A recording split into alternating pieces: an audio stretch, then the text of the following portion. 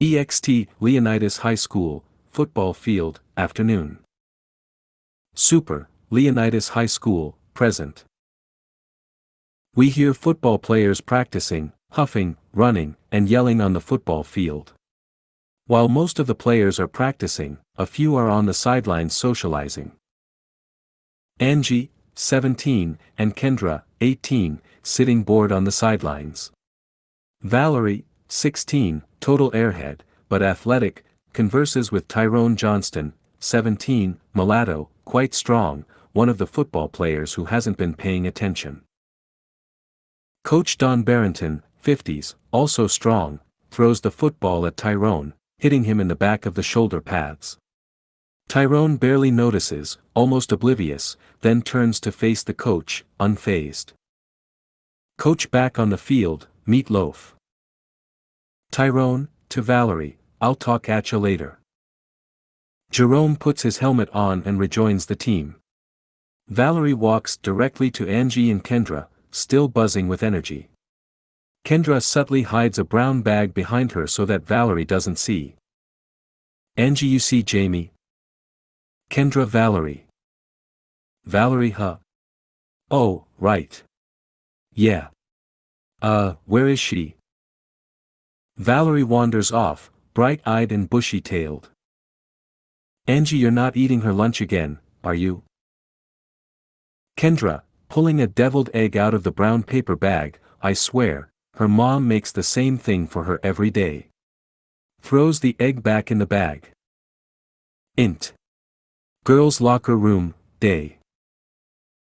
Jamie, 18, black, extremely physically fit, showers with her back to the camera, almost motionless, lost in thought.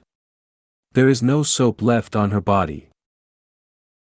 We hear a creaking sound, and Jamie becomes alert. She turns off the water to listen to her surroundings. We hear the football players slam into each other outside. Again, there is a kind of wet sliding sound, nondescript. Jamie looks around for a towel, realizing that there are none around. She looks on the floor for something to defend herself with. The locker room seems eerily empty. The sounds from outside fade away, even the noise from the HVAC. Jamie is almost distracted by a strange smell. Some shadowy, androgynous, supernatural figure seems to articulate its hands and arms through the wall in a dark corner of the room, moving very slowly when she looks away. Bright and alert, she turns back toward the dark corner of the room. The shadowy figure halts, completely motionless, seeming camouflaged by the darkness of the unlit part of the locker room.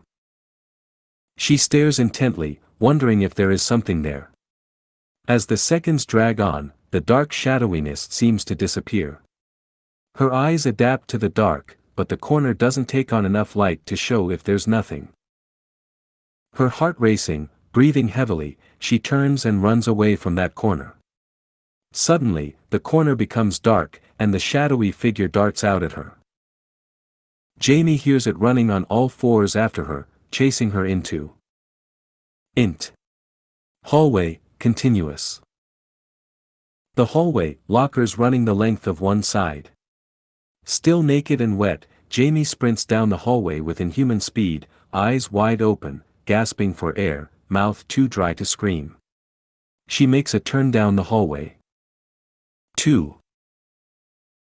The shadowy creature gives chase, changing its gait to make the turn on 4 legs, then switching to just its rear legs, running like an Olympic sprinter driven by rage. EXT Leonidas High School, football field, continuous.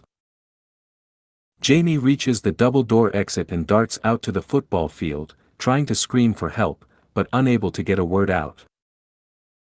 Seeing her sprinting naked, the football players, Angie, and Kendra at first are in shock, not knowing how to respond. Then they start pointing and laughing at her. The coach just shakes his head as if he's seen this many times before. Jamie looks back and sees nothing come out of the double doors. Kendra, are you on crack again? All laugh even harder. Later. Jamie still naked, 2 police officers, Landon, late 20s, and Underwood, 40s, question her. Underwood, so it just appeared from the shadows. Jamie, I told you. It just came out of nowhere.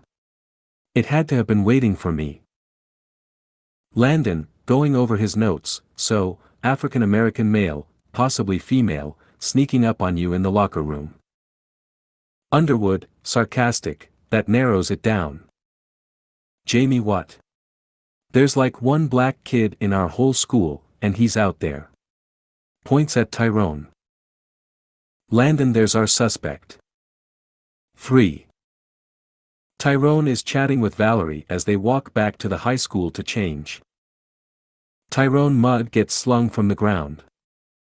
Valerie, what does that mean? Tyrone, low lives always hurl insults. That's how you know they're low lives. Valerie, yeah, that's probably true. Tyrone, probably. Baby, you don't have the life experience yet to know how the world works. I'm going to be a senior in a couple of months. Heck, I technically am a senior. Valerie, you're so old and wise. Tyrone, and I got a driver's license. Valerie, you can drive. Tyrone, I can see an R-rated movie. Valerie, without your mom coming along and embarrassing us. Tyrone, pulls her toward him, yeah. They smile, maybe I could serve as parental guidance for you. Valerie, that's for PG-13 movies. Officer Landon approaches the pair. Landon, Tyrone. Valerie and Tyrone stop, worried. 4. Valerie, no, Valerie. Oh wait, he's Tyrone. Yeah. Landon, you were out here the whole time. Tyrone, I mean, do I need my lawyer? Landon, you're not currently a suspect in a crime. Tyrone, well, I kinda want to talk to my lawyer first. At the football field, Jamie is still naked, being interviewed by Underwood. Jamie. Can I put some clothes on? Underwood, blank stare, then, no. Int. Girls' locker room, day. Valerie, Angie, and Kendra escort Jamie closely, as though blocking her from public view, still naked, only nervous about the shadowy creature, into the locker room. Angie, I can't believe they frisked you so many times even though you were naked. Valerie, yeah, they always do that to me. Kendra, when you're naked in public.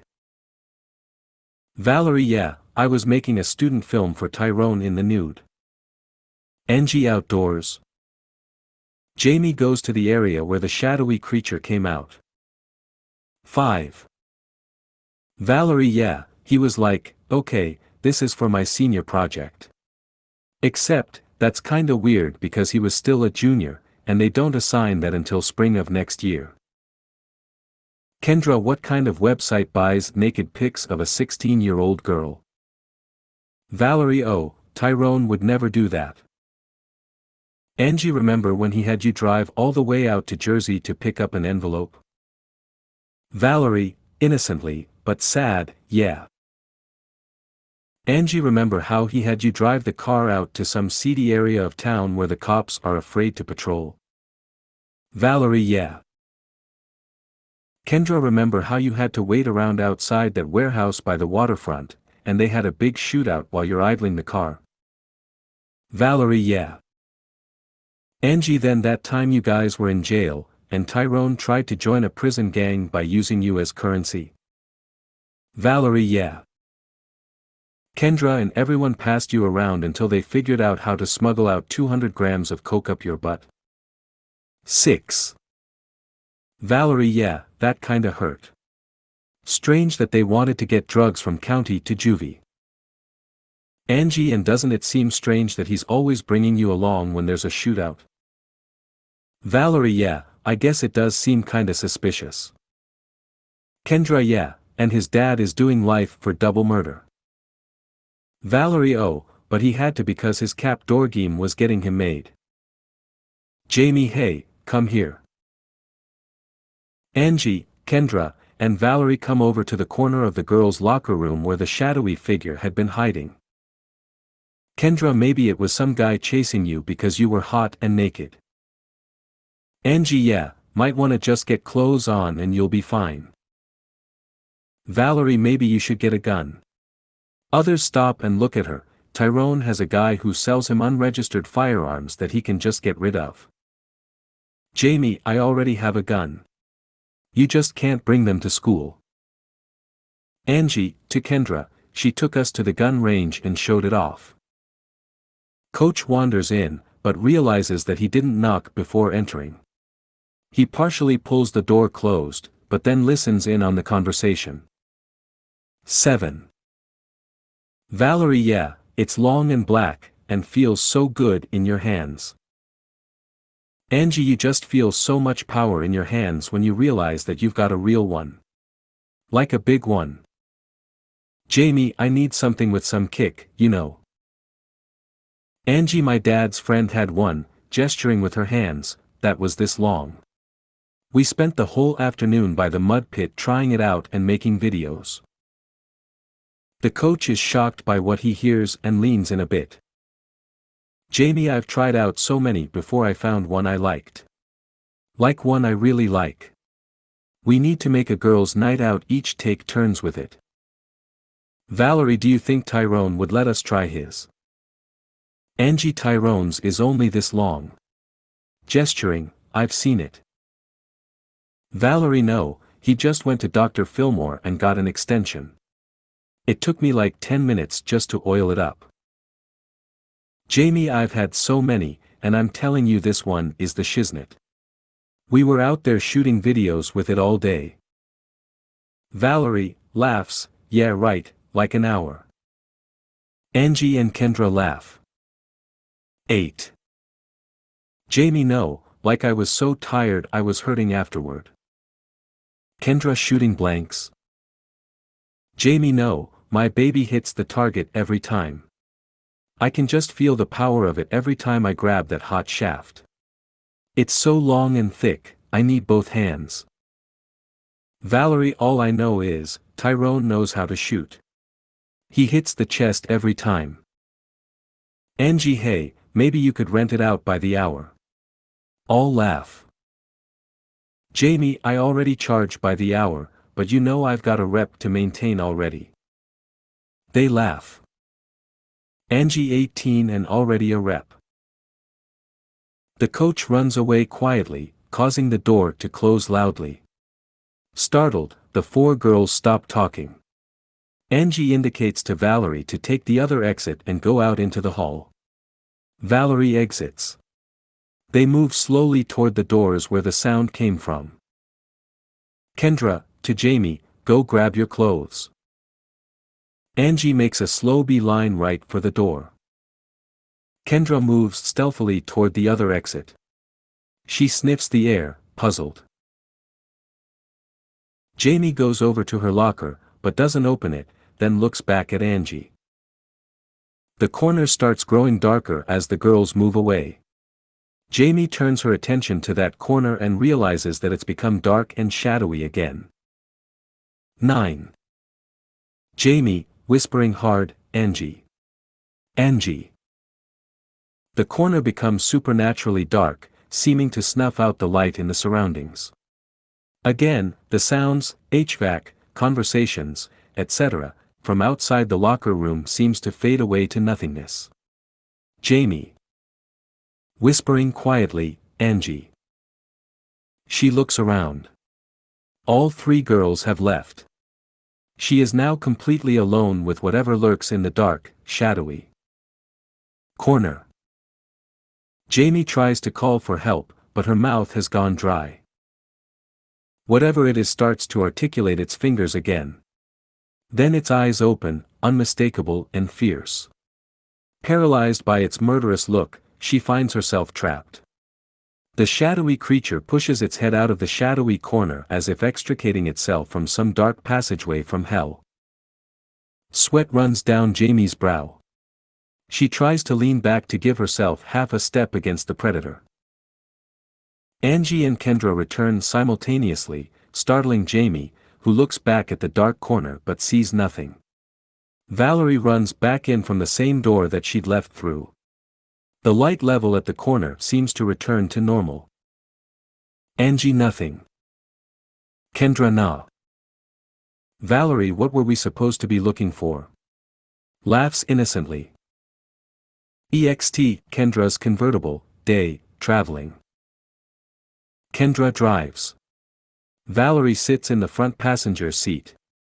Both still have their cheerleading outfits on. Jamie wears a slightly worn wedding dress and canvas shoes. Kendra wears a thin sweater and mini skirt that could pass for another high school's cheerleading outfit, but without a name on it. 10. Jamie, hey, all that running for my life has made me hungry. Kendra, Mexican. Valerie, that's problematic. Kendra, the food. Valerie, yeah, that's what I meant. Angie, I don't care. I'm not hungry anyway. Jamie, black people food. Angie, what in the hell is that? Kendra, cornbread, collard greens. Angie, watermelon. Valerie. Hey, that's racist. Jamie, why is that racist? Valerie, everyone knows. Jamie, knows what? That we like watermelon. Mocking, fried chicken. You think I don't get looks when I go there? Valerie, Tyrone always gets looks when we grab chicken. I just go through the drive-through when he's in the car. Jamie, when he's in the car. When he's in your car. 11. I thought you just said in the last scene that he's the one with the driver's license. Valerie, I just have a learner's permit cause I failed driver's edition. I have to have him along cause he looks 18 to the cops. Kendra, Valerie, thinking, you're smarter than you look. Angie, sexy little thing, too. Jamie, Angie, and Kendra laugh. Valerie, you know what I could go for? Angie, an egg McGuffin. Valerie, how'd you know? Drive through. Angie, you guys know what you want. Cashier, OS, over intercom, static, unintelligible, BRT, DA der dip der dar. Kendra, yeah, with tartar sauce. Cashier, OS, BRT de dar dar. Kendra, yeah, right on the bun. Cashier, OS, BRT de burbipta. Valerie, McGuffin. Get the McGuffin. Then, pretend anger, please. 12. Int. Jamie's house, bedroom, evening. Jamie relaxes in her wedding dress and canvas shoes playing an old, 16-bit video game. The video game involves running through a dark castle and bashing every skeleton, vampire, and zombie with some sort of pipe or club.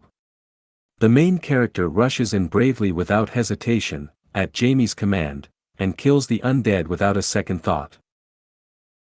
A dark shadow begins to form behind her in the darkest corner of the room, using a similar VFX as in the girls' locker room. There is a single, loud knock. On the front door, startling Jamie. Front door. Jamie turns off the security system and undoes a long series of chains, locks, and deadbolts that secure the front door, then opens it up to Valerie, Angie, and Kendra, who is holding some antiquated personal video camera from the 1980s.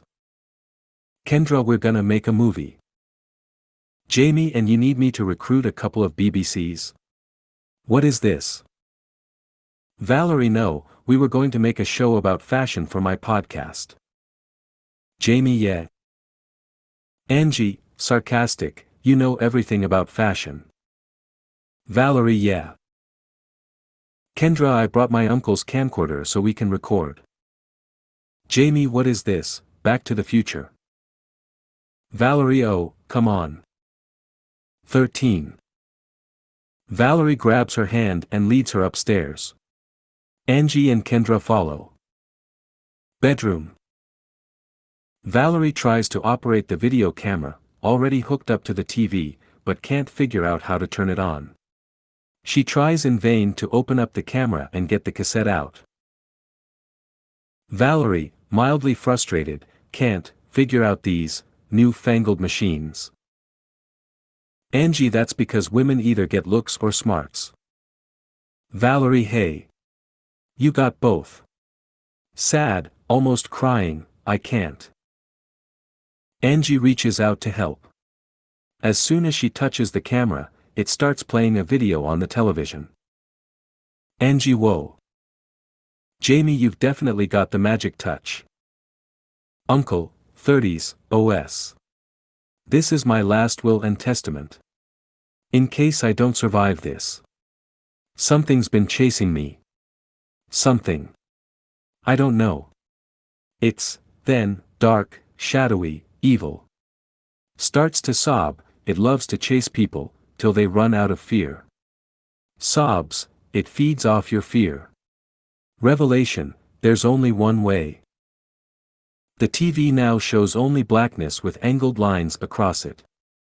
The tape ends and gets swallowed up by the camcorder. Kendra, no wait, stop it. Valerie, struggling with it, no, I can't. 14. Kendra, here, give it. Kendra and Jamie fight over it as it eats up the videotape. Valerie stands immediately, as though distracted. The camcorder seems to turn off on its own, and the TV screen turns blue. Valerie, what was that? Jamie, pulling the destroyed tape out, that was the only clue we had. Valerie, no, what was that? Angie, what do you mean? Valerie, in the corner. All four turn to the dark corner to look. Kendra, what? Valerie, scared, the corner started getting dark. Jamie, shadow. Like it was sucking in the light. Valerie tries to nod, but is almost paralyzed with fear. Kendra, did you see what it was? Valerie, no, just the shadow. Angie, it's all in your imagination. Jamie, no, I saw it. I saw it at the locker room. 15. Kendra, what was it? Jamie, something long, black, and scary. Like a jaguar, but much, much bigger.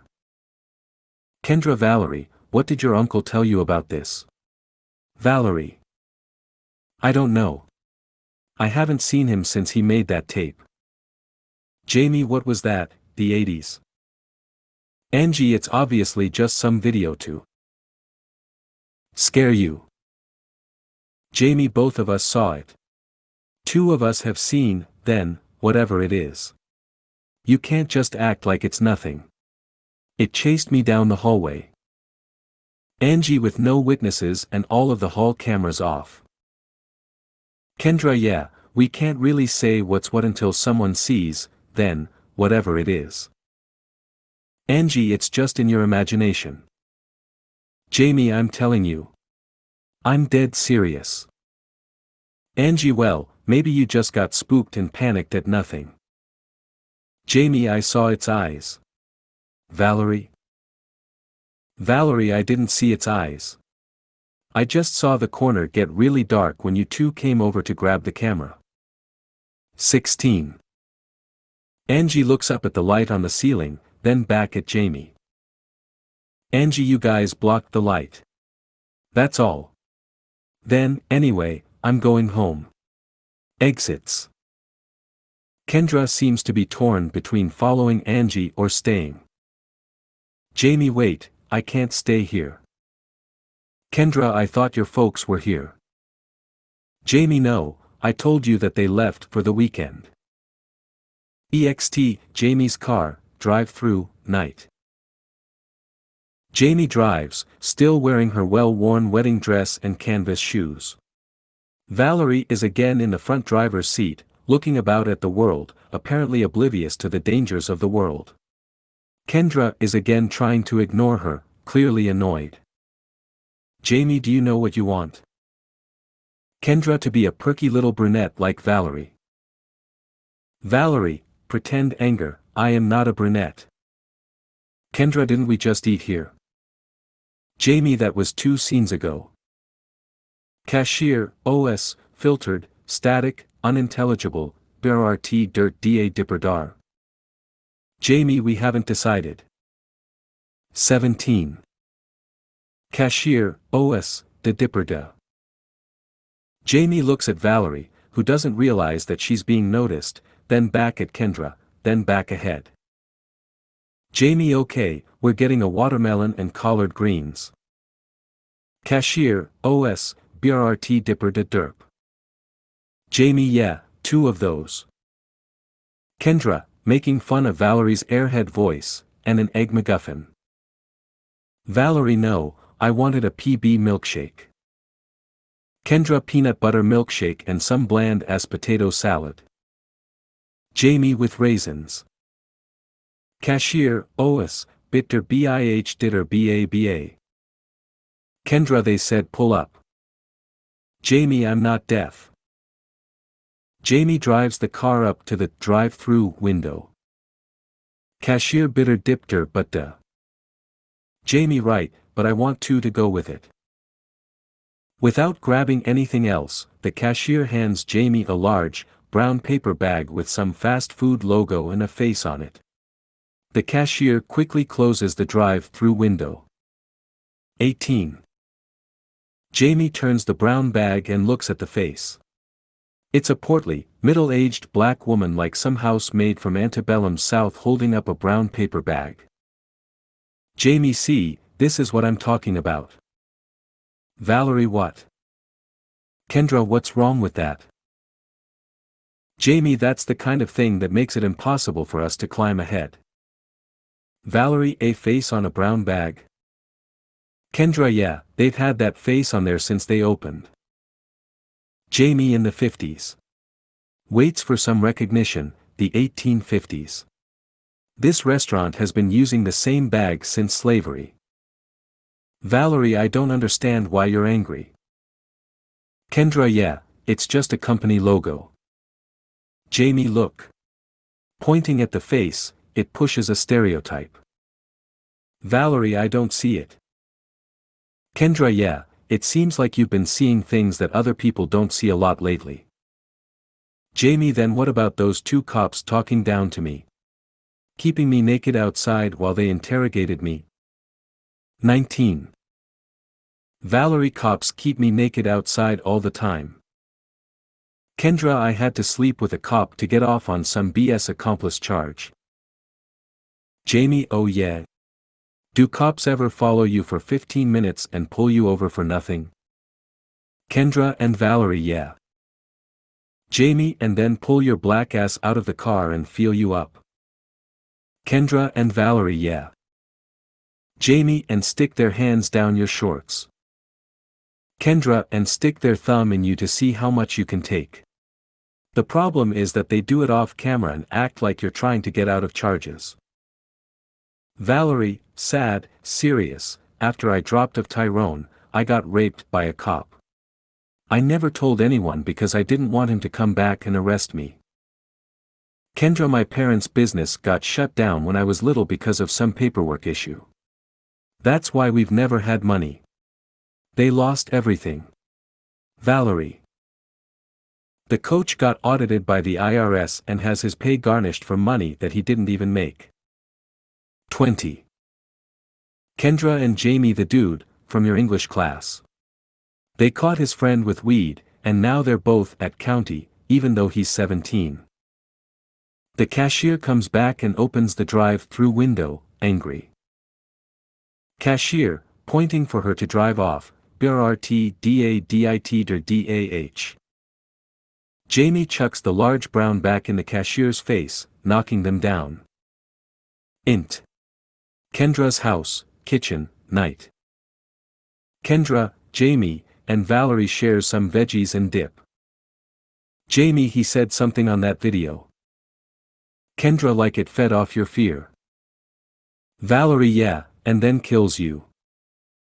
Kendra, why? Why would something do that? Jamie, something. Almost like it's someone. Like a serial killer or something. But with the body of an animal. Valerie like a bear. Jamie. No, more like a, thinking, creature I saw in a movie once. Then, can't remember. Kendra, taking out her smartphone, was it recent? I can look it up. 21. Jamie no, like. Then, like before I was born maybe. Valerie was at Scooby-Doo. That always gives me nightmares. Jamie no. A man turned into something else. Kendra, scrolling through, like a werewolf. Jamie yes. Like a werewolf. Kendra here it is. Food for thought. Reading, powerful, ancient god seeks revenge against village virgins for being turned into a wolf. Looks up, Thod was some ancient Norse god turned into a werewolf by Odin as punishment for seducing his daughter. Valerie then why did he prey on virgins? Jamie why would a man eat other men? Valerie women. Young girls. Kendra hate. Hate. Jamie what drives men to kill anyone? Women kill their husband or children when they get pushed too far. Kendra he was turned into an animal. Dips a carrot into the dip and crunches it, maybe he learned to like the taste of human flesh. Valerie. Like your ancestors. Jamie eats more of the veggies, thinking. 22. Int. Kendra's house, bedroom, night. Jamie, Kendra, and Valerie lie on the floor nestled together, lights out. Neither Kendra nor Jamie blink, but Valerie seems to be dozing off. Jamie is closest to the door. Kendra, whispering, my feet are cold. Jamie you're cold-blooded. Kendra, moving her feet around, Valerie's feet are cold, too. Moves feet again, your feet are cold. Jamie I'm cold. Kendra cold-blooded. Jamie that thing is still out there. Kendra I know. Jamie and it's night time. Kendra I know. Jamie it's going to wait for one of us to fall asleep. Kendra. I know. Valerie turns over, stirring from her deep slumber. She mumbles something incoherently. Suddenly, her eyes open, drawing Jamie's attention. Valerie stares over at the door, her eyes locked onto two as though paralyzed. Jamie dares not look behind her, fearful of what it must be. 23. Jamie, whispering, almost silent, what is it? Valerie. Long pause, whispers back, I have to go to the bathroom. Jamie is suddenly relieved and watches Valerie exit. Jamie looks up again at the ceiling, then over at Kendra, who is fast asleep.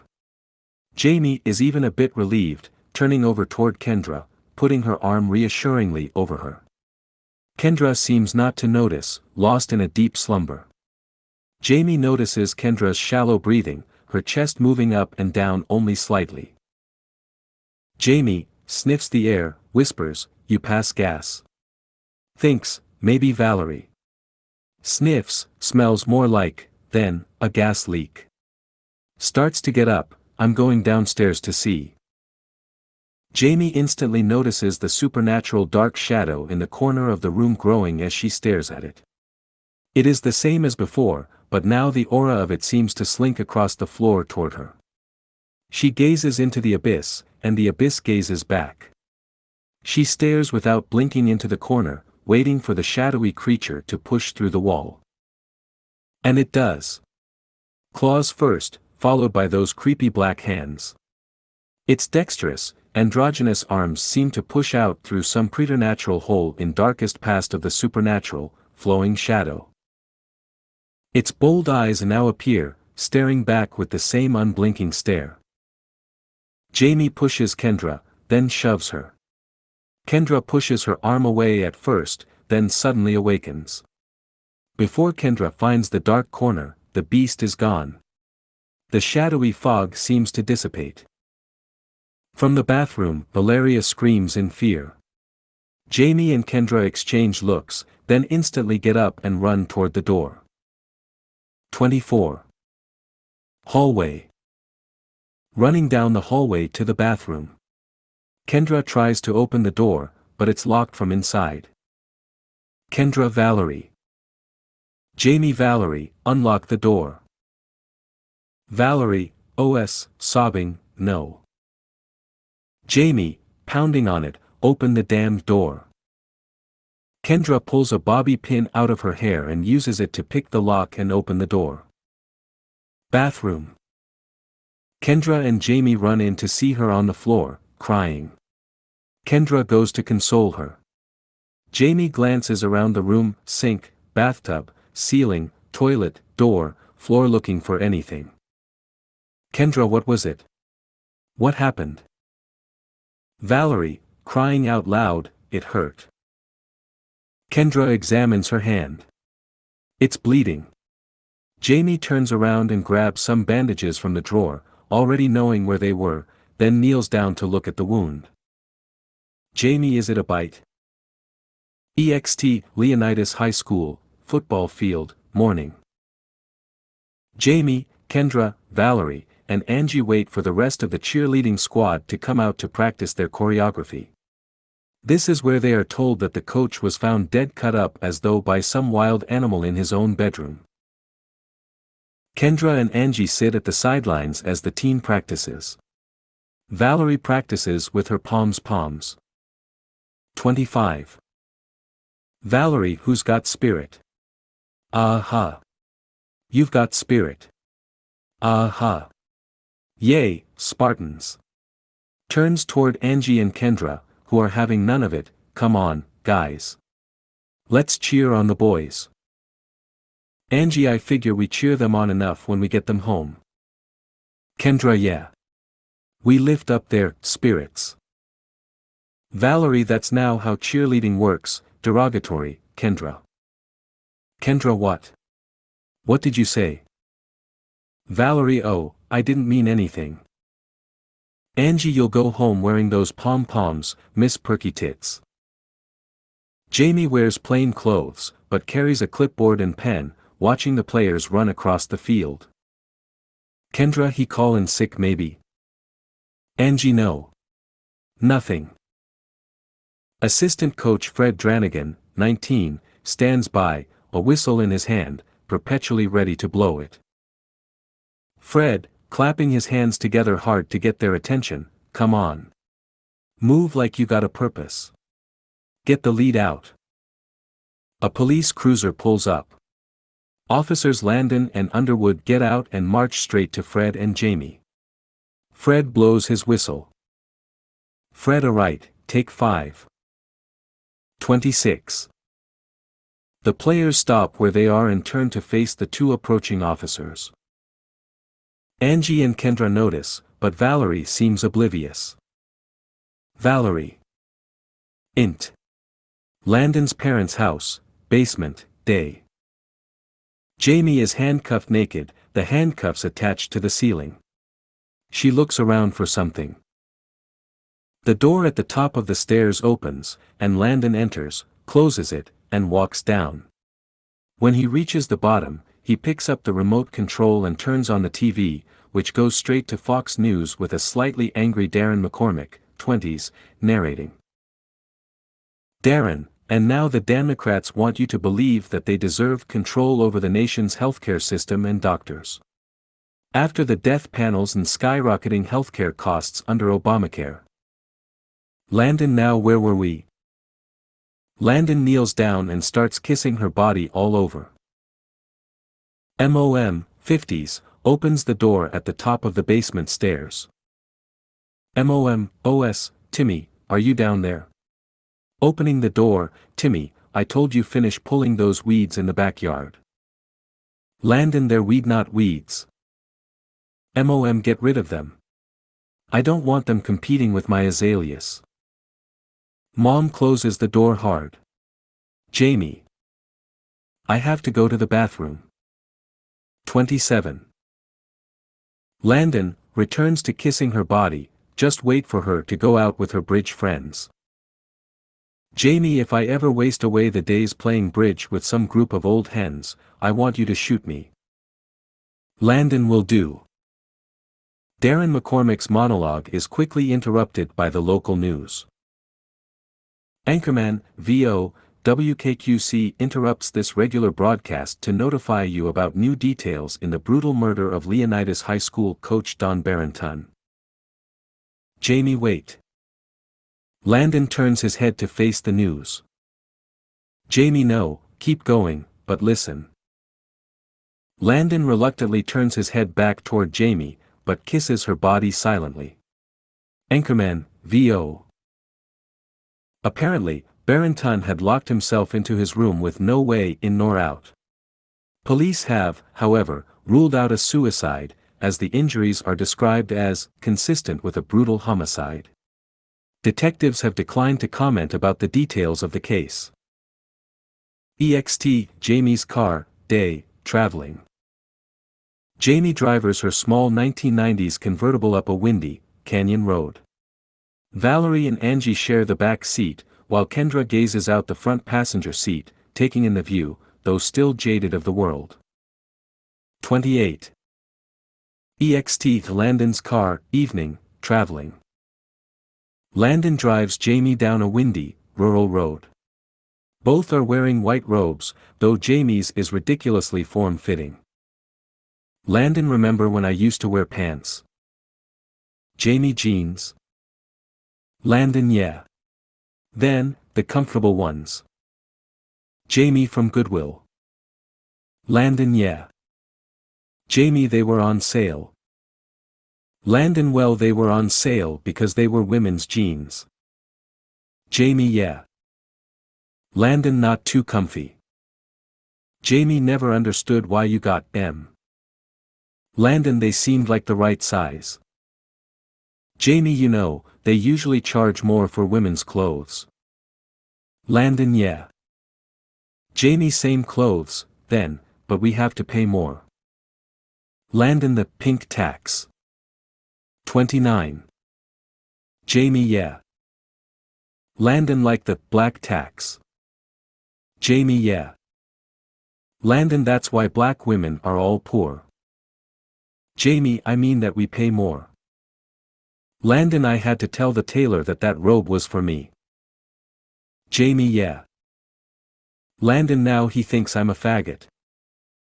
Jamie, better than being a member of the African American community lover. Landon, Jamie, don't say that. Jamie, I mean in his eyes. Landon, the tailor. Jamie. Yeah. Landon, look, everyone's gotta have a job doing something. Jamie, yeah, but not being a racist. Landon, his job isn't being a racist. Heck, lots of black folks are racist. And they don't have jobs. 30. Jamie, I'm not saying that that's his job. Landon, being a racist? Jamie, you can't make a living being a racist. Landon, outside of politics. Jamie, yeah. Landon, I mean yeah, in his eyes, driving around with a black chick. Pause, woman. Jamie, girl. Landon, you're 18. Jamie, I mean girl is fine. Like, girlfriend. Landon, yeah. Jamie, like a woman, is something you say when a lady's old enough where she's supposed to have gotten married already. Landon, women don't have to get married. Jamie, you can't overcome 200,000 years of human evolution with feminism. Men and women need to get married and have children. It's an intrinsic need. Landon slows down and drives around a grassy field and a number of tiki torches planted into the ground. Landon looks around at everyone there and the many activities going on. 31. Landon, okay, I don't want you saying anything. Jamie, when we get there. Landon, right. I love the sound of your golden, chocolatey voice, but everyone's going to know you're a woman as soon as you say anything. Jamie, girl. Got it. As car stops next to an older pickup truck, you need your woman to keep her mouth shut around the guys. Landon, I mean, come on. Both put their white KKK hoods on, I don't say anything when your friends are over. Jamie gives him a stern look, then puts her white gloves on, exits the car. Landon reflects on what he's just said, then dons his own white gloves and gets out of the car. As he walks away from the car, he points his key fob at the car and presses a button. The car's headlights flash briefly, and it makes a beep-boop car alarm sound. EXT open field, night. Billy Bob, 40s, ragged jeans, a shirt and flannel shirt, stands by with a bag of Cheetos and a few in his hand. Billy Bob, y'all need valet? Landon, nah, I'm good, brother. Billy Bob grinds up the Cheetos in his hand. Billy Bob, you brought in someone new? Landon, yeah, Thinks for a moment, this here's. Thinking. Jamie hits his arm as Billy Bob rubs the Cheeto flakes all over his face, making his face orange. 32. Billy Bob, man, I don't care who knows it's me. I'm a Democrat, so nobody bothers, you know. Steve, Stavo, 50s, obese, KKK robe, comes up to them with a beer in one hand and what's left of a six-pack in the other. Steve, buddy, y'all can't be voting for them guys. They're fair the darkies, man. Billy Bob, I voted for Trump. Steve, one of them's gonna try and rob your house and the Democrats is gonna take your guns. Jamie is already getting irritated by the conversation. Billy Bob, no man, they take the guns from the Nigras, man. Don't you watch the news? Steve, the news is all liberal. Landon, look, man. My cousin Ray was at a shindig, then, shootin' off some fireworks and whatever. A couple of Mexicans come up like they're up to something. Ray pulls his gun on them, and the prosecutor sides with the Mexicans. Billy Bob shakes his head in denial. Yeah. Steve, I'm telling ya. Billy Bob, no man. They'd never come for my guns. Landon, s'pose someone tried to rape Jamie over here. Billy Bob, why, is he a twink? 33. All laugh except for Landon. Landon, I mean, Jamie's girlfriend. His girlfriend. Billy Bob. Seems like Jamie and you are a little close there. Steve, yeah, may y'all need to start a chapter in San Fran. All laugh even harder at Landon. Jamie covers her mouth like a girl, trying not to make things worse. Billy Bob, y'all walk past them posters on Castro Street admiring the dick root of all them naked dudes. All laugh. Jamie's trying not to laugh, but can't help it. Landon gives her a look. Billy Bob. All of them black and white posters with the sweat just glistening off of some male model's six-pack, leaning back into their muscly arms, staring right back at ya like they was just lost your eyes, imagining a future alone with you won some beachfront home on Cape Cod. All stare at Billy Bob. Steve, I don't know if you're in the right place. Billy Bob, hey, I voted for Trump. Landon, I mean, yeah. I mean. Steve, you probably voted for Buddy Gig. All of them laugh, including Billy Bob, who shakes his head no. 34. Billy Bob, nah, Harris is it. She put away all them Nigras for having guns. I'm telling ya, they're with us. Jamie grits her teeth. Landon notices that she's starting to lose it. He starts to move closer to her and gives her a hug from behind. Billy Bob and gay-ass Landon here. Steve, don't use people's real names. Landon quickly lets go of her to avoid appearing gay in front of the guys.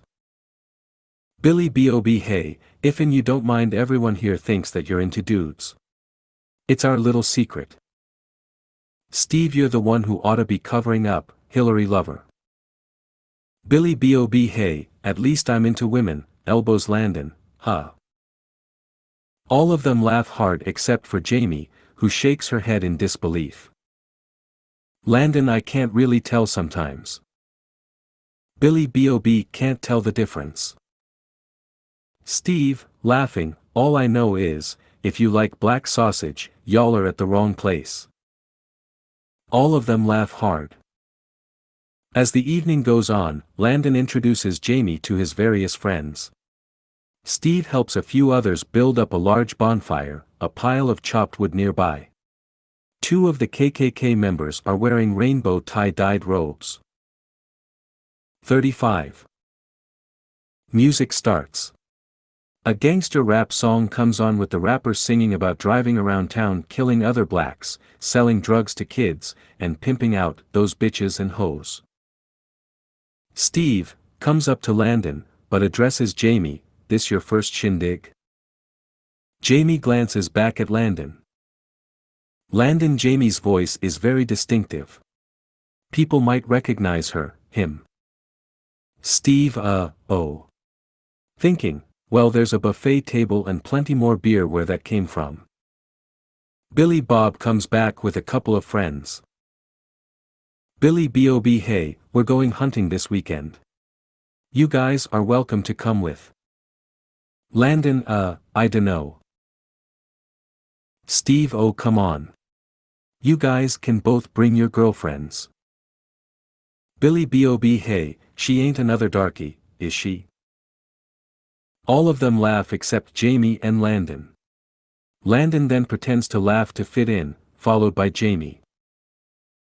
The music changes to YMCA by the Village People, or whatever our good music supervisor feels will fit this scene. All of the Klansmen order themselves in rows and begin dancing to the music in well-rehearsed choreography. Landon takes Jamie to the back row and shows her the moves. She picks up on the routine quickly and fits right in. Later. 36. Shaka, 40s, black warrior, also in KKK robes, delivers a powerful, stirring, loud speech. The others are sprawled out around the campground, some laying down, others seated in the lotus position. Shaka, shouting over the crowd, mesmerizing some, and the media and Hollywood and all of the globalists are pushing their multiracial, multicultural agenda in the schools. They're telling your children to give up their proud heritage as brothers and sisters. Sending grown men into your daughter's locker room to shower with them. Jamie rests her head on Landon's lap, the two barely paying attention to the event. She picks the tiny yellow petals off of a dandelion. She turns her head to the side to talk discreetly with Landon. Jamie, you know what? Landon, what? Jamie, I feel like you're the only one who believes me.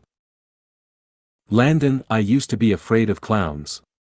Something about covering their face and pulling something out at you. Jamie smiles, you're a really fun guy. I never thought I'd have so much fun in one night. Landon was at the buffet. Jamie laughs, then Landon joins her. One of the Klansmen, Underwood, notices her distinctive, womanly laugh and turns his head slightly toward them. 37. Shaka, and one thing will stop them all, and that is solidarity. Many yeah. Int. Angie's trailer, bedroom, day. Angie, Jamie, and Kendra sit around the small bedroom, with two small cots, in their cheerleader outfits playing a board game. Angie pulls her sweater off and throws it onto her cot. Kendra does the same. Evan, 14, enters the room without knocking. Kendra, hey, you're supposed to knock. Evan, it's my room, too. Angie, hey, I don't come in when you have your friends over. Evan, I never have them over because you always hog their attention. Angie, that's because your friends have the hots for me. Evan, in your dreams, hog brain. Kendra, pigs have big brains. They're very smart. Evan, smart ass. Angie reaches between Jamie and Kendra to hit Evan. Evan, ow. You bitch. Angie, go tell mom. 38. Evan, mom's at work. Angie, under her breath, to Kendra, I bet she's downtown. Kendra, don't say that. Angie, it's true. Life is the worst. Kendra, only reason I have a car is because I was adopted. Jamie. Life is more about luck than anything else. Evan grabs the remote and points it at the television. Angie, sometimes I wish you'd been born by yourself. Evan presses the on button multiple times. The TV comes on to the news. Evan, not the news again. Jamie changed the channel. Evan, robots of death don't come on for 3 more minutes. Anchorman, VO, and this just in. There's been another apparent homicide, and police are describing this as part of a pattern of killings. 17-year-old Tyrone Johnston was found slain in the same grisly manner as high school coach Don Barrington. Although he was also found alone in his room with the door locked, detectives are also calling this a homicide. 39. Angie and Kendra immediately run out to the living room, where Angie's foster parents, Sandra, 30s, and Zak, 40s, are watching the same news show. Jamie follows them out. Int. Angie's trailer, living room, continuous. Sandra and Zach are watching the same channel, and the local news is already playing on the living room TV. The cat relaxes on Sandra's lap as she strokes its smooth fur. A strange, white van is parked outside across the street from them. Steve idles the vehicle, pretending not to notice those inside. Angie, nervous, in extreme shock, Sandy, the news. Zak, call her mom, like I tell ya. Sandra, we're already watching it out here, baby. Anchorman, VO, little is known about the victim, but WKCQ was at St. Francis Hospital to interview the parents. 2 parents can be heard on the TV crying hysterically as an ambitious newswoman tries to question them. The news then switches to a photograph of Tyrone in his regular street clothes. Anchorman, VO, police might be speculating right now about what appears to be a string of murders across town. Sandra, isn't that your boyfriend? Valerie enters in her cheerleader outfit, exhausted. The cat gets up on seeing her and runs to the bedroom unnoticed. Anchorman, VO, no one has come forward to WKCQ with information about either murder, but you can bet that we'll be following this story closely. Stay tuned. 40. A commercial comes on the air with a powerful drain unclogger. Angie falls to her knees crying. Valerie notices her, but seems otherwise oblivious to what's going on. Jamie and Kendra both grab Angie's shoulders, consoling her. Angie, why do I never? Broken up by sobs and tears, I never. Zak, was that your friend? Jamie notices the white van outside as soon as it starts to drive off. Notes, themes. In a subsequent scene, the news reports that his room was locked from within with no way in nor out. Tyrone is later found murdered in the same grisly way. Finally, Angie is attacked, but manages to survive, ending up in the hospital with lacerations and a terrible infection. The doctor reports that she will likely pull through, but she also dies mysteriously. Plot twist: it turns out that Valerie has been dressing up as the creature but hiding a pair of small knives that she uses to kill her victims. Valerie had to visit Angie in the hospital and inject her with something that goes otherwise unnoticed. It turns out that her motivation was simple revenge all along: the coach for his abusive treatment of Tyrone, Tyrone for getting her into trouble with drug dealers and having an affair, Angie for abusive and belittling treatment of Valerie. Jamie was a distraction all along, using her to provide a credible but never-believed story of some werewolf attack. When victims turn up cut to ribbons, Jamie's public pleas will cause alarm that some animal or monster is what's killing people. The dark, shadowy gas is a sulfur-laden heavy gas released from the corrosive gel that she's using and covers her entrance and escape. Valerie uses the gel to push a hole into drywall that isn't noticed at first because it dries up and leaves a flat surface when she closes it up. The only man who can be happy is the man who can be happy with what he has. Everyone's trying to get the best mate that they can, but the best of what? 41. Freedom isn't anything unless it's the freedom to do right. Destroying ourselves or being destroyed by a cruel master is a life of slavery. Addiction's not freedom. EXT, Tyrone's home, afternoon. Angie, Kendra, Valerie, and Jamie sneak past the yellow police caution tape. Kendra, Jamie, let the authorities take care of this. Jamie, sarcastic, just playing, what, just because I'm black, you think I can't solve crimes? Valerie, yeah, because. I mean. Oh. Angie, to Valerie, the cops took a bazillion photos and hauled away the body and everything. That doesn't mean that they got all the evidence. Valerie, what else is there? Jamie leads the other three inside and upstairs. Int. Tyrone's home, continuous. The four reach the top of the stairs where the bedroom door has been forced open, breaking the door jamb. Inside are so many trophies, video game consoles, games, a stereo, a large screen TV, and other expensive electronics. There is masking tape along the floor showing where Tyrone's body was found dismembered. It is in pieces.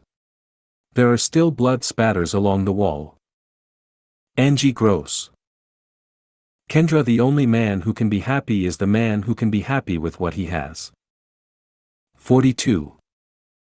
Angie, easy for you to say. Kendra, the only man. Valerie, she means that only guys can be happy with a lot of stuff. Jamie, guys are happy with a TV dinner and a blow job. Angie, holding Valerie's shoulders, Valerie, you are so stupid. So sad. Valerie, yeah. Thinking, but I get all A's in algebra. Thinking, so that lets me graduate with you guys. Jamie, congratulations. Valerie, I'm going to be a doctor. Angie, God help us all. Kendra, don't crush her dreams. Angie, my dream is not to get sick while Bobblehead is practicing medicine. Jamie, whispering to herself, now I know why white people are racist. Kendra, defensive, I am the least racist person anywhere. Valerie and Angie stop in their tracks, then exchange a look. 43. Jamie, look around. Valerie. What are we supposed to be looking for? Kendra, murder weapon. It must still be here. Angie, then the murderer would still be here. Jamie, not if the killer has been locking the door from inside, then leaving. Kendra, so he thought that the police would assume suicide because the doors are always locked from the inside. Jamie, he. Don't make assumptions. The killer has been cutting the bodies up knowing that the police wouldn't tell anyone, hoping that the press would report the deaths as suicides. Angie, but two suicides at the same time. From the same high school. Kendra, and the same football team. Everyone would assume that the deaths were linked somehow. Jamie, except that our killer wanted both of these men dead and knew that the police would immediately recognize the deaths as homicide, almost certainly carried out by the same person. Valerie, maybe he wanted them to think it's the same person. Jamie eyes Valerie, puzzled, trying to figure out what she's thinking. 44. Kendra, two killers would mean one mastermind. Jamie, not very damned likely, though. The killer wants the police to know, but not the rest of the world. The motive. Jamie gets lost in thought. Kendra, money. Angie, what would make you so angry at someone that you'd kill them? Kendra, looking at Valerie, and why would you leave a trail of evidence that leads to? Jamie hears a car pull up. It's Landon. She looks at her smartphone, then scrolls through her contacts list, only 3 contacts, Dad, Kendra, Landon. Jamie, Landon. Valerie, why's he here? EXT, Tyrone's home, continuous. Landon stands at the front of the property as Jamie leads the others back outside. Landon. You know that you're not supposed to be in there. Angie. The game's on soon. Valerie, don't we have to be there early? Jamie gives Landon an indicative look, as though she needs to explain something to him alone. 45.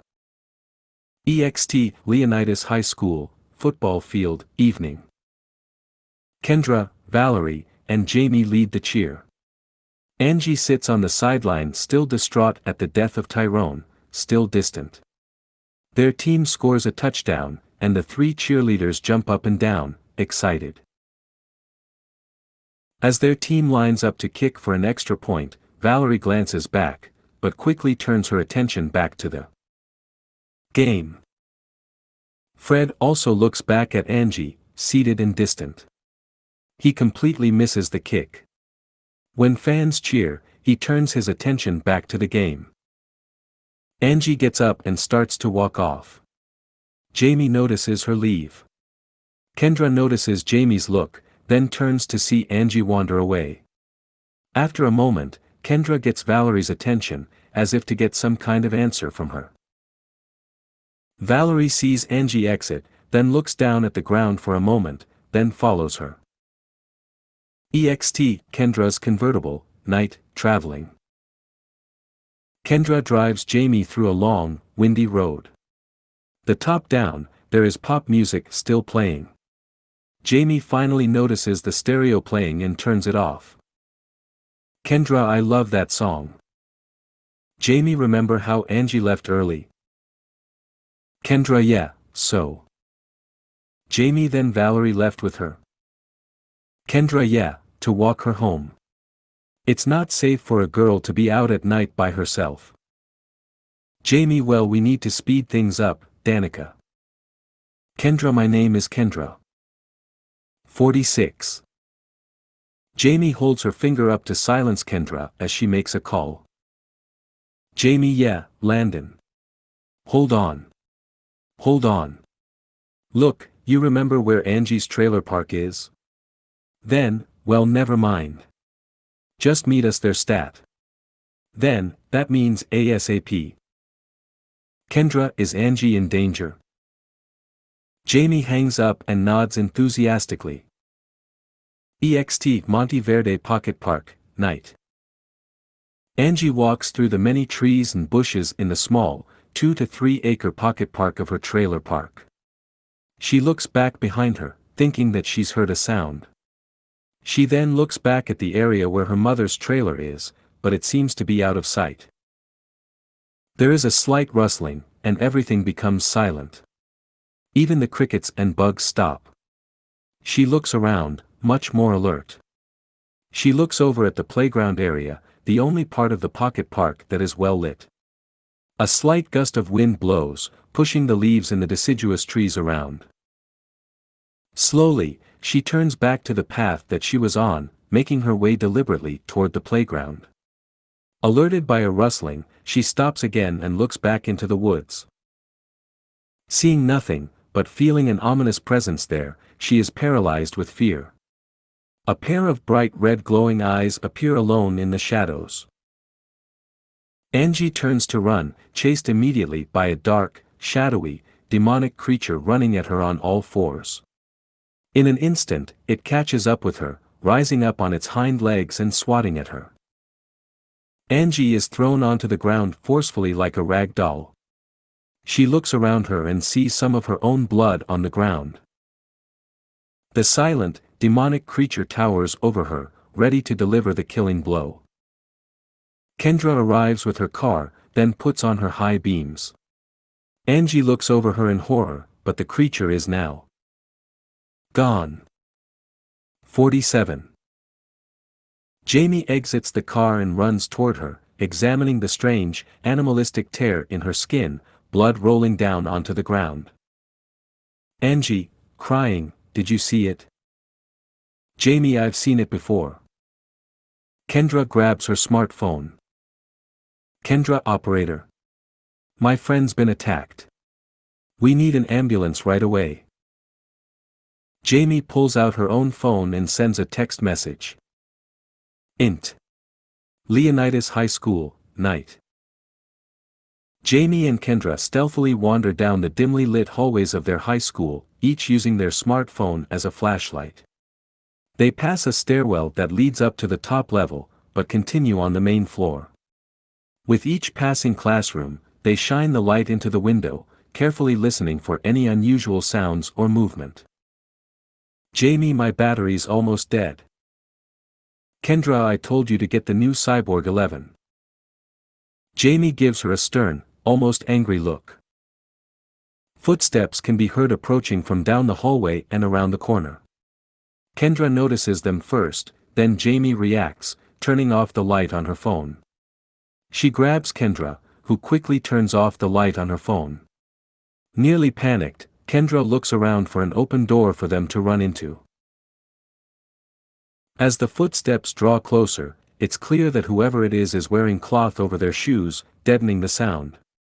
Kendra tries opening the double doors to cafeteria, but they're also locked. Jamie notices the lockers running along the side of the wall. A moment later. 48. Steve turns the corner, flashlight in one hand and toolbox in another. Jamie and Kendra are silent with fear, hiding in wall lockers, wondering if this is the killer. Steve stops in front of the lockers that they're hiding inside. Jamie looks into his toolbox and notices the plastic bottle of professional strength drain unclogger. Shining the flashlight along the floor, he notices footsteps leading to two adjacent lockers. Kendra grabs her mouth in terror as the man walks right up to her locker, jangles through his janitor keys, and opens the locker right up. She shrieks as he shines the flashlight in her face, and he reels back, startled and terrified. Steve, "Oh my God. Oh my God. I thought you were. I thought you were, oh my God." Jamie, forcing her locker open, thought she was what? Steve, "Oh my God." Reeling back, panicking, and gasping for air, "Oh my. Damn it. Oh my gosh. Jamie. Wait. Why are you?" Kendra, "We thought that you were the creature that attacked our friends." Steve, "Creature? What? You mean the killer running around?" Jamie, "It came after our friend, Angie, and it's obviously targeting people from Leonidas High School." Steve, "So? You think it's hanging around school after hours?" 49. Uses a key to open the cafeteria double doors and flip on the lights inside. "You kids ain't bright enough to solve this one. Why not just leave it up to the authorities?" Kendra, "We think that the local police are involved with some white supremacist group." Steve, "Some of them are. I mean, no. Why would you girls come to all of these crazy conclusions?" The light from inside the cafeteria illuminates the hallway, but also casts some light at the end of the hallway. As Jamie is trying to talk sense into Steve, Kendra notices the movement of the shadows along the wall at the bend in the hallway. Paralyzed with fear, she tries getting Jamie's attention. Jamie, the coach, Angie, and Tyrone were all attacked, each one night apart. The shadow moves silently along the wall, then stoops down as though ready to strike. Steve, "So? Jamie, I saw the creature. It came after me." Steve, "Creature?" Kendra, jaw. Sobbing, "Oh my God." Kendra panics and goes into a full run. Jamie and Steve turn back to see what she's running away from. The jaguar-like black figure sprints on all fours out toward them at full speed, rounding the corner and accelerating as if driven by some demonic force. Jamie follows Kendra first, then Steve. Looking backward, Jamie smacks hard into the lockers and falls down, dazed and confused. 50. It catches them in an instant, stabbing Steve in the back. He falls to the ground, dropping his flashlight and toolbox. The black, shadowy creature seems unconcerned with him and tries to go around, giving pursuit. Steve grabs its leg and holds on tight, forcing it to turn its attention to him. Steve, bleeding out and in extreme pain, run. Run. It's now clear from up close that the creature is an athletic woman in a black suit. The small bit of light creeping into the hallway from the cafeteria illuminates the steel blades protruding from each forearm. She slashes at his throat, silencing him immediately. As Jamie sprints down the hallway after where she thought that Kendra had gone, she reacts to Steve going dead silent. Reaching the stairs, she decides to sprint straight upward in hopes of reaching Kendra. The woman in the black suit reaches the stairs 2 seconds later and pulls herself up swiftly, giving chase. Wet blood stains one of her steel blades. Jamie reaches the top of the stairs, sprinting up the hallway. She sees Kendra running into a room screaming in fear. Jamie follows her and tries to open her contacts list on her phone as she runs. The battery finally reaches its end, putting the phone to sleep. She reaches the door just as Kendra, still panicked, closes and locks it from the inside. Jamie. Kendra, no. Let me in. Jamie turns to see the woman in the black suit draw some black strap from her belt and smack her in the head with it, knocking Jamie to the ground, stunned and almost unconscious. The woman pulls another device from her belt, some kind of locksmith tool, and almost instantly unlocks the door. With great strength, she tries to turn the knob, but Kendra is still screaming and holding it as hard as she can. 51. Jamie comes to, standing but seeing the creatures back to her. The killer finally uses leverage to get inside the room, then raises her arms to slash at Kendra, closing the door behind her. Jamie instantly stomps at the door, forcing it open and knocking the killer face down onto the ground. Kendra is still screaming hysterically. Jamie turns the lights on, blinding the killer, who has been wearing compact night vision goggles that allowed her to see in the dark. Jamie stomps on the killer repeatedly. The strange woman slashes out wildly, even hitting Jamie in the leg, leaving behind a bad cut. Kendra joins in, and both of them stomp down on her until the killer stops fighting, worn out and hurt. Jamie backs up, but Kendra gives the killer one more solid stomp for good measure. Jamie pulls the black mask off the creature, who turns out to be Valerie, blood pouring profusely from her mouth. Kendra. Valerie. Valerie, why? Starts to sob. Why would you? Why would you kill all those people? Valerie cannot even talk. She can barely breathe, her ribs broken. She tries to speak up, but coughs up a bit more blood. Jamie. The coach was abusive to the players, and her. Tyrone was having an affair with one of us, which explains both of them. Kendra. Then why you? Jamie. Because she thought that Tyrone was cutting out on her to sleep with me, assuming that I didn't have any standards. Kendra. Then why try to kill me? What did I do? 52. Valerie, barely able to form words. Money. Kendra. What? Jamie. Your father has more money than any of the rest of us. She needed the money to buy all of this gear, so she had her father borrow the money from the one place she could get it, the mob. Kendra. The mob. Jamie. Never underestimate the power of denial. Then, why do you think that your parents can afford a house on the water owning a moving company with only 4 trucks? Kendra, my family's not in the mafia. Valerie forces a laugh, then coughs up more blood, almost passing out. Kendra, and why kill me, anyway? Valerie, you saw. Jamie, you're a witness. Of sorts.